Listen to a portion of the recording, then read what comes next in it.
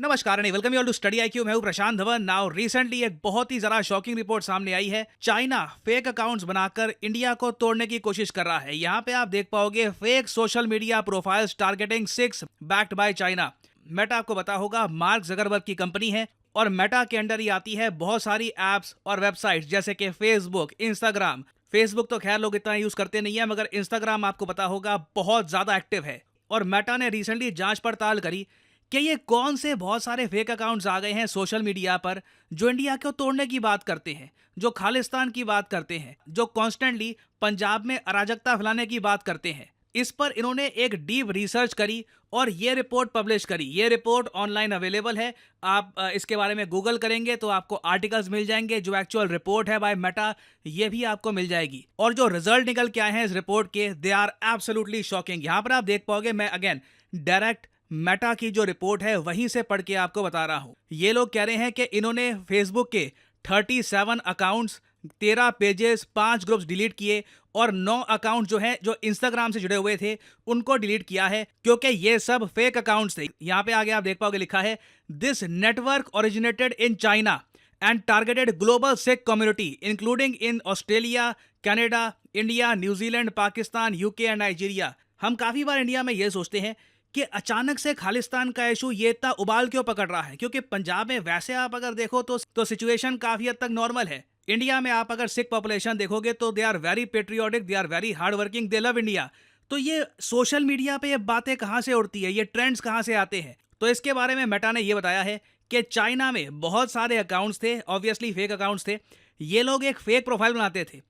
Profile में लिखा होगा कि जी नाम है किसी इंडियन सिख का, फोटो लगा देंगे एआई जनरेटेड, और फिर वो अकाउंट इंडिया को तोड़ने की बात कर रहा होगा और बाकी इंडियंस उस अकाउंट को देखेंगे और कहेंगे अरे ये आदमी तो इंडिया को तोड़ने की बात कर रहा है, खालिस्तान का इशू क्या बहुत ज्यादा आगे बढ़ चुका है। यहाँ पे आप देख पाओगे स्पेसिफिकली रिपोर्ट में ये बात मेंशन करी गई है, this operation used compromised and fake accounts, some of which were detected and disabled by our automated systems to pose as Sikhs, post content and manage pages and groups.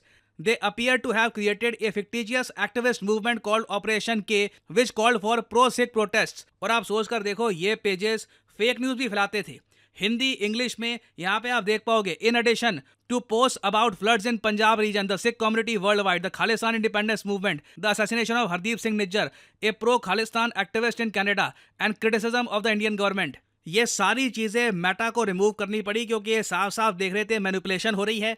Actually में ये real लोग नहीं है, बस China में बैठे हुए कुछ लोग हैं जिनके पास बाय द वे इतनी नॉलेज है इंडिया के बारे में, इंडिया की पॉलिटिक्स के बारे में, इंडिया की डाइवर्सिटी के बारे में, कि इनको पता है कि किस तरीके से इंडिया को वीक कर सकते हैं ये। और मैं यहाँ पर यही कहूँगा, एज इंडियंस हमें बहुत ज़्यादा कम पता है चाइना के बारे में। हमें कई इंडियंस को तो ये तक नहीं पता होगा कि चाइनीज नाम की कोई लैंग्वेज नहीं होती, वो मैंड्रिन बोलते हैं। उसके अलावा चाइना की जो एथनिसिटी प्रॉब्लम्स हैं, जो वेरियस और इश्यूज हैं, उसके बारे में इंडिया में हमारे पास इतनी नॉलेज है ही नहीं। और यहाँ पे मुझे सन त्जू की एक कोट याद आती है, the supreme art of war is to subdue the enemy without fighting. जब आप अपने दुश्मन को बिना लड़े ही सबड्यू कर सकते हो, वो है सुप्रीम आर्ट ऑफ वॉर। और ऑपरेशन के अंडर जो ये चाइनीज अकाउंट्स जो एक्टिंग कर रहे थे कि ये सिख्स हैं और इंडिया तोड़ने की बातें यहाँ पर लगातार फैला रहे थे, इन्होंने over the years, over months बहुत बड़ा डैमेज कर लिया होगा। ये अभी मेरी वीडियो अब आ रही है, आई थिंक मैं कितने लोगों को रीच कर लूंगा, 6 लाख में भी 5-6 लाख के आसपास। बट इंस्टाग्राम पे काफी बार ना एक छोटी सी रील, मतलब जिसपे कोई खास आपको कंटेंट मिलेगा भी नहीं, उसको भी मिलियंस ऑफ लोग देख लेते हैं, कई हजारों लोग उसको लाइक भी कर देते हैं। इंस्टाग्राम पे जो नंबर्स हैं यूट्यूब से कंप्लीटली डिफरेंट है। तो जो डैमेज है ये काफी हद तक हो चुका है। बट हमें एज इंडियंस हमें जागना होगा कि अगर मेटा ये सब चीजें रोक रहा है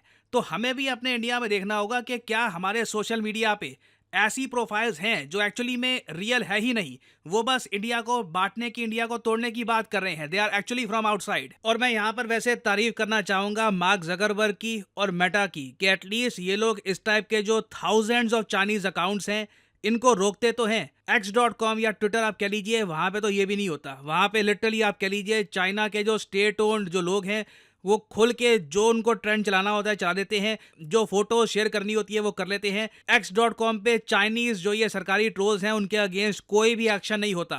और अगर आप सोच रहे हैं कि चाइना के लोग तो इंग्लिश बोलते भी नहीं है, वहां पे ये जो वेबसाइट्स हैं फेसबुक वगैरह ये बैंड है, देखो ऑब्वियसली इनके कई ग्रुप्स हैं, जैसे बात की जा रही थी मेटा की रिपोर्ट में कि चाइनीज ओरिजिन नेटवर्क है जिसका नाम है स्पैमोफ्लाज। इन लोगों को obviously Chinese government extra tools देती है, एक्स्ट्रा सपोर्ट करती है कि बाहर की वेबसाइट को ये एक्सेस कर सकें, और साथ ही साथ आर्टिफिशियल इंटेलिजेंस का यूज करके ट्रांसलेट कर सकते हैं। ये मैंड्रिन में कुछ टाइप करेंगे, जल्दी से इंग्लिश, जापानीज, कोरियन, किसी भी भाषा में ये ट्रांसलेट हो जाएगा, और ये आराम से x.com या फिर वेरियस ब्लॉग्स पे, टेलीग्राम पे जो भी चाइना की सरकार फैलाना चाहती है फैला सकते हैं। वो फेक न्यूज़ भी हो सकती है, कुछ भी हो सकता है।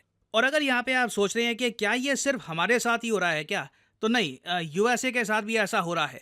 माइक्रोसॉफ्ट ने इसके बारे में कुछ हफ्ते पहले ये रिपोर्ट पब्लिश करी थी कि चाइना बहुत सारे फेक अकाउंट्स बना रहा है जिससे यूएसए के सोशल मीडिया पे ये वोटिंग को इन्फ्लुएंस कर पाए। देखो, इन दी एंड ना, डेमोक्रेसी को प्रिजर्व कर पाना, डेमोक्रेसी को बचा पाना बहुत ही मुश्किल होता है आउटसाइड इंटरफेरेंस से, आउटसाइड इन्फ्लुएंस से। और स्पेशली देखिए आज के समय जो ये युग चल रहा है ना, इसके बारे में बाय द वे कैम्ब्रिज ने एक बहुत ही अच्छी बुक पब्लिश करी थी, the age of disinformation. जो आज के समय जो युग चल रहा है, ये डिस इन्फॉर्मेशन, देखो डिस इन्फॉर्मेशन होती है इंटेंशनली गलत इन्फॉर्मेशन फैलाना अपने फायदे के लिए। तो जो बड़े कंट्रीज हैं वो बिल्कुल डिसइंफॉर्मेशन में बहुत ज़्यादा इंडल्ज कर रहे हैं, और सैड बात यह है कि इसका कोई सोल्यूशन है नहीं। और मैं आपको बता दूं, डिसइंफॉर्मेशन बहुत पावरफुल होती है। इमेजिन करके देखो, कोई चाइनीज आदमी, उसने सीख लिया कि किस तरीके से एज ए सिख वो सोशल मीडिया पे पोस्ट कर सकता है। वो ऐसी ऐसी पोस्ट कर देगा कि बाकी इंडियंस में नफरत फैल जाएगी, मिसट्रस्ट फैल जाएगा। यहाँ पे आप देख पाएंगे disinformation can have an unhealthy impact on areas other than politics too. It can create social strives, economic problems. तो देखो, ये प्रॉब्लम बहुत जेन्युइन है। मैं एम्फसाइज नहीं कर सकता कि इसको इग्नोर करके हम कितनी बड़ी गलती कर रहे होंगे, और eventually we need to find a solution for this. ना सिर्फ इंडिया, हर डेमोक्रेसी को, चाहे वो यूएस हो, चाहे कई यूरोपियन कंट्रीज हो, क्योंकि आने वाले समय में आप देखोगे जो एज ऑफ डिस इन्फॉर्मेशन है ये ज़्यादा घिराती जाएगी। और ऑनलाइन किसकी प्रोफाइल आप देख रहे हो, कौन क्या पोस्ट कर रहा है, वो आप यकीन नहीं कर पाओगे कि वो एक्चुअली में एक रियल आदमी है भी या नहीं है। तो ये देखिए, एक बहुत ज़्यादा कंसर्निंग टॉपिक है। अब इस न्यूज़ के बारे में मैं ये नहीं कह रहा मेरी वीडियो शेयर करो, बट ये जो आर्टिकल्स हैं, जो ये न्यूज़ है, इसे डिस्कस करिएगा, शेयर करिएगा। इंडियंस को पता होना चाहिए इसके बारे में कि क्या हो क्या रहा है। एंड सोशल मीडिया पे जब वो ट्विटर पे, फेसबुक पे, इंस्टाग्राम पे जो अकाउंट्स देखते हैं, तो उसके पीछे की रियलिटी क्या हो सकती है। नाउ फाइनली यहाँ पे मैं आपसे पूछूंगा एक क्वेश्चन। भारत की जो जीडीपी ग्रोथ थी इन द ईयर 2023-24, ये सामने आ चुकी है। आपको बताना है कि इंडिया की जो जीडीपी ग्रोथ थी ये क्या निकल के आई है। ये है यहाँ पे आपकी ऑप्शंस, 5%, 8.2%, 7% या फिर 4%। कमेंट सेक्शन में करिए उत्तर। जो लोग सही आंसर देंगे उनकी कमेंट को मैं हार्ट दे दूंगा, ताकि बाकी लोग समझ पाएं कि सही उत्तर क्या है। और आप लोगों के लिए फाइनली एक इंपॉर्टेंट मैसेज, एक आदमी सबसे बढ़िया इन्वेस्टमेंट कहाँ कर सकता है, मैं बताता हूँ, अपने आप में।